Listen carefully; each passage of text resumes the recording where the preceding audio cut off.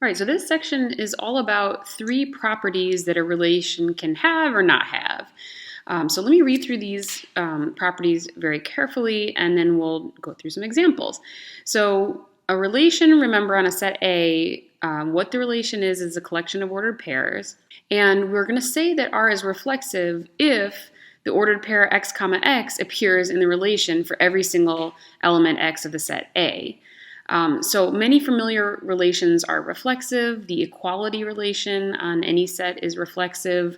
Let's say on the real line, the less than or equal to, the greater than or equal to, the divides relation. These are all reflexive relations. Every single element of the set that it's defined on is related to itself.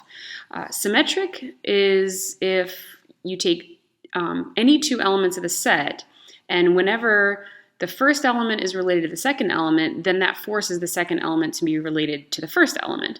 I first want to just observe that symmetry is defined via a conditional, which is quite different than how the reflexive property is defined. And that actually is the same with transitivity. Saying that a relation is transitive ends up being a conditional statement. So just be aware of that, because we're going to be proving things with these properties, and the definition of the property is very important. Take a look at how it's constructed, and that guides your argument. Okay, so symmetry, again, a relation is symmetric if whenever x is related to y, y will be related to x. So, the equality relation is definitely symmetric.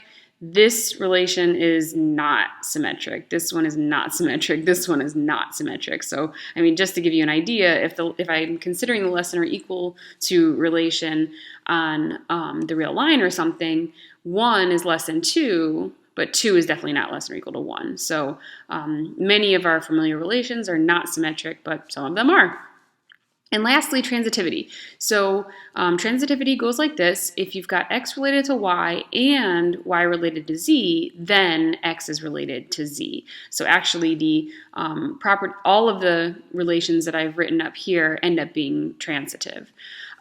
This box down here just redefines the properties in terms of the sort of the formal set definition of a relation. Saying that x is related to x is the exact same thing as saying that x comma x is in the relation as a set of ordered pairs.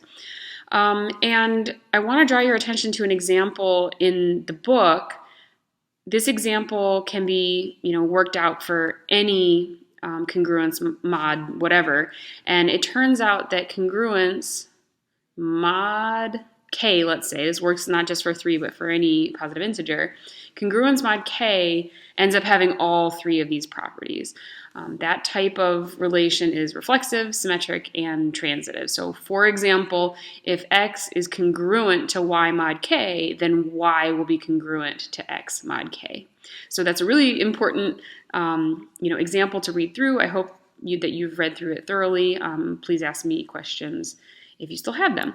All right, so those are the main properties of the section. The next video is going to be working through some examples using these properties.